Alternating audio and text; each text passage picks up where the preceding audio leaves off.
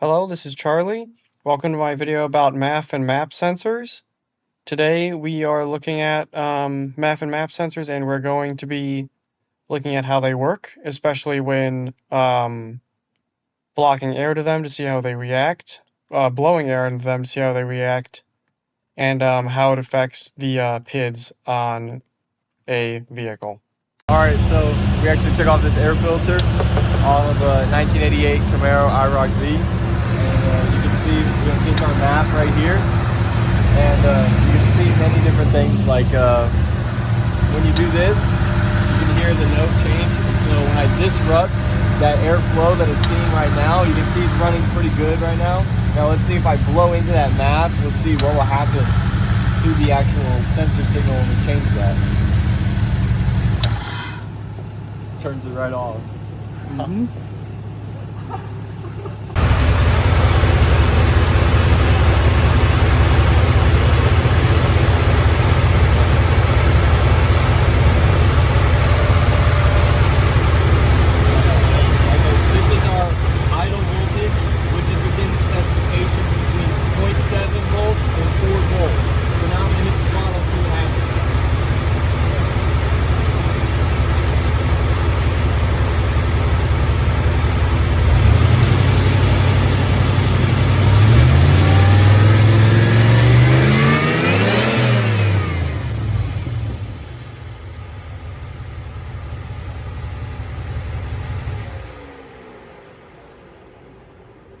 Alright, so where we just tested was this dark green sensor output right here.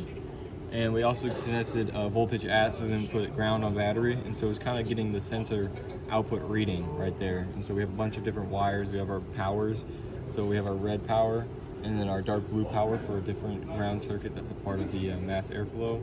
Our sensor output and our sensor ground right here. So this is our wiring diagram for the MAF airflow sensor.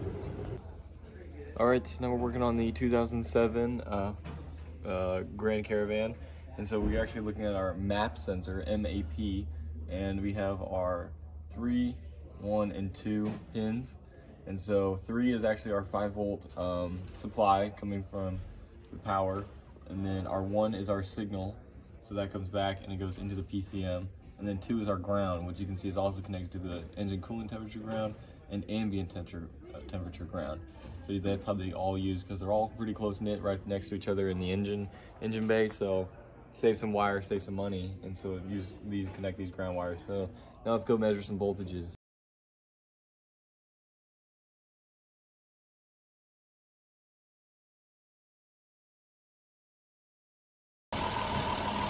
Alright, so we're now looking at our MAP sensor, and it's actually a digital sensor. So we actually have our percent duty cycle on, and our hertz reading is about 0.7 kilohertz, and with about an 83%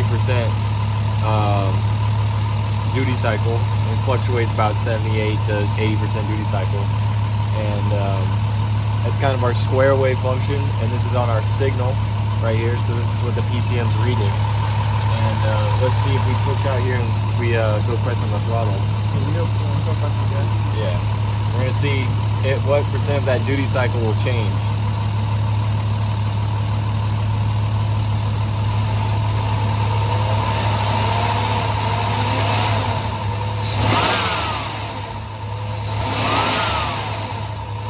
There we go. So as more vacuum is lessened, hertz will actually increase. So when he opens that throttle, the vacuum decreases right now, because at idle you have your most vacuum, and so our hertz will increase. So as hertz increases, our vacuum decreases.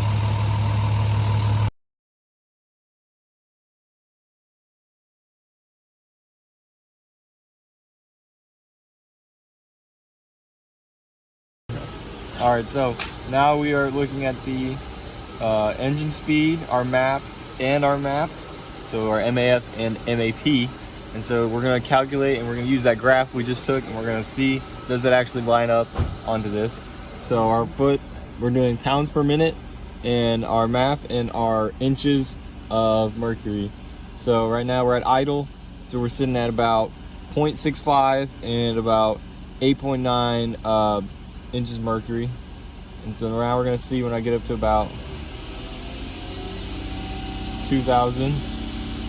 So we're getting 7.7 to 8.3, and then 1.3 pounds per minute of MAF, and our MAF has gone up. So now let's get it up higher.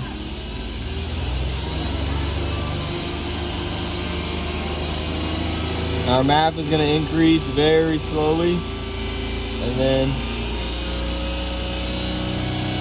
it's kind of plateauing right about here. And then our MAF is also stopped and plateaued as well. So just like our diagram, it's got up to our highest peak vacuum, and now it's kind of stopped and plateaued. And I bet if we went a little bit further on the engine, then it would actually come down. You'd see these numbers come down. Oh yeah, it does not like that. Some misfires cause that MAP pressure. Do you see that? Yeah. The MAP pressure increased a lot because of the misfires right there. So yeah.